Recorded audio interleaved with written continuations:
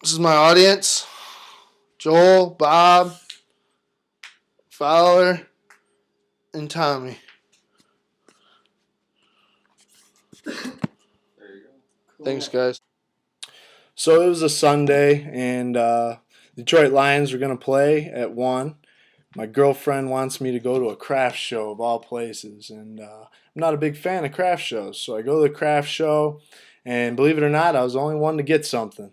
And the book I got was Detroit, City of Champions, and it was written by Charles Avison, and he's a student at Western Michigan, and he wrote this book.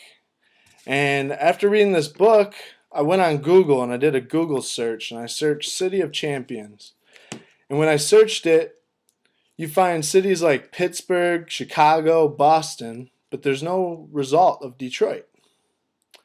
In 1935, Detroit sports accomplished more than any other city had in the past. And no city has touched that accomplishment in 75 years, over 75 years. I'm going to explain why Detroit is the only true city of champions, and I'm going to do that by reviewing the 1935 Detroit Red Wings, Detroit Tigers, and the Detroit Lions. I'm also going to go over the other champions in 1935 and talk about the effects the champions had on Detroit and talk about Champions Day. Detroit's the only city known today to have won 3 major sport championships in the same year. The Detroit Red Wings won the Stanley Cup, the Detroit Tigers won the World Series, and believe it or not, the Detroit Lions won the NFL championship.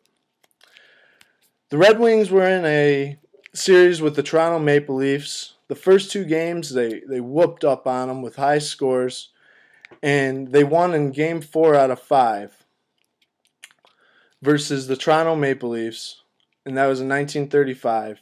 Also in 1935, the Detroit Tigers beat the Chicago Cubs in the Game 6 for the World Series, while the Detroit Lions won their game versus the New York Giants, beating them 26-7 in the championship game.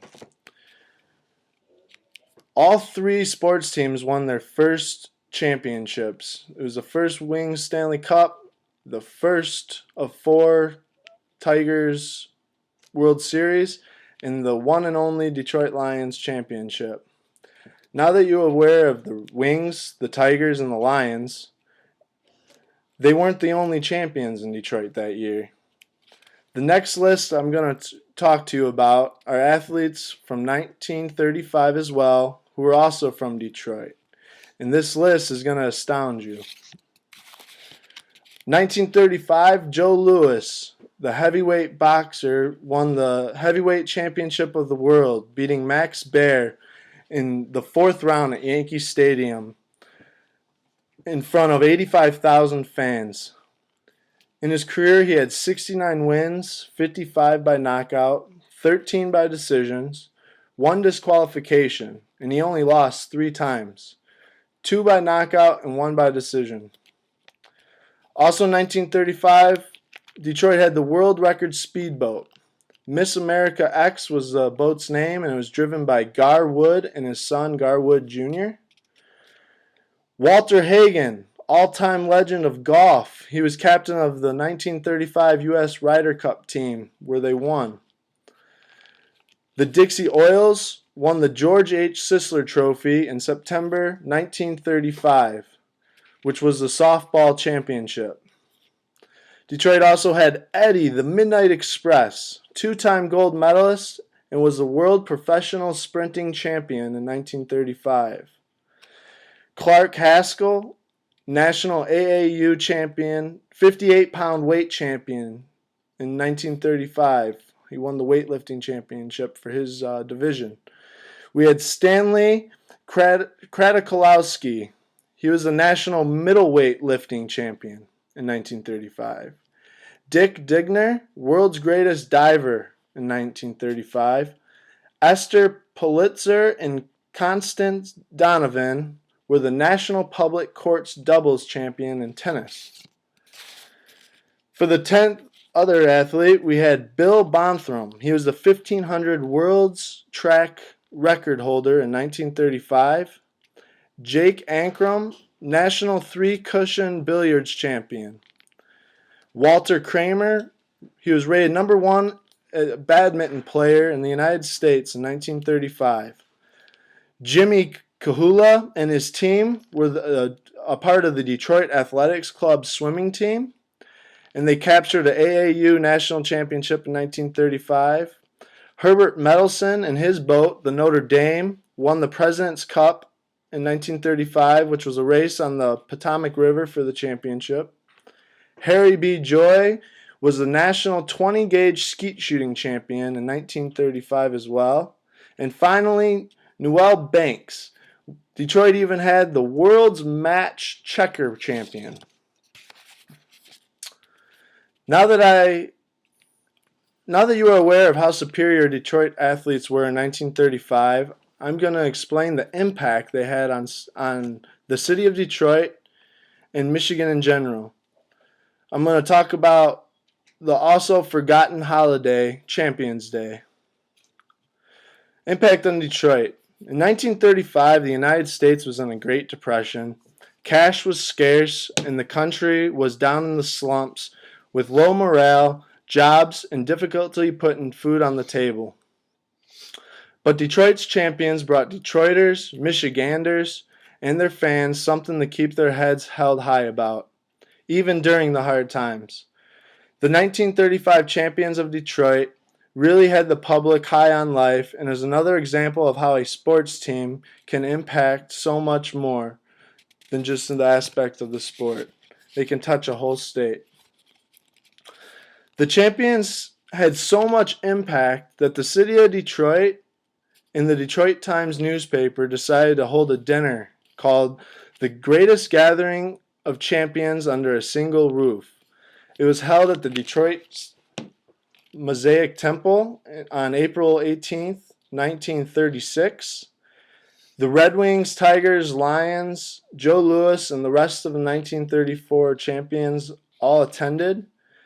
There was about 600 fans who repeatedly thundered ovation after ovation in honor of their heroes. Because the Detroit champions of 1935 achieved so much and caused such an impact on society, the governor of Michigan, Frank Fitzgerald, and the Detroit City Council decided to name April 18th to be considered Champions Day for life. In 1935, Detroit won so much. They won the Stanley Cup, the World Series, the NFL Championship. They dominated so many other championships and records, including boxing, softball, golf, badminton, racing, sprinting, weightlifting, tennis, swimming, billiards, and even checkers and skeet shooting championships. Not only did Champions of Detroit have a huge impact on Michigan society during a rough era, they even had a day in their honor, Champions Day. Until another city comes close to what was achieved in 1935 by Detroit, no other city should compare themselves to Detroit, the only city of champions.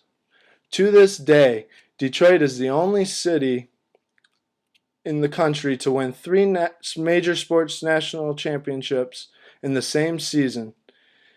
Many have came close, but winning only two. But close only matters in horseshoes and hand grenades. Thank you.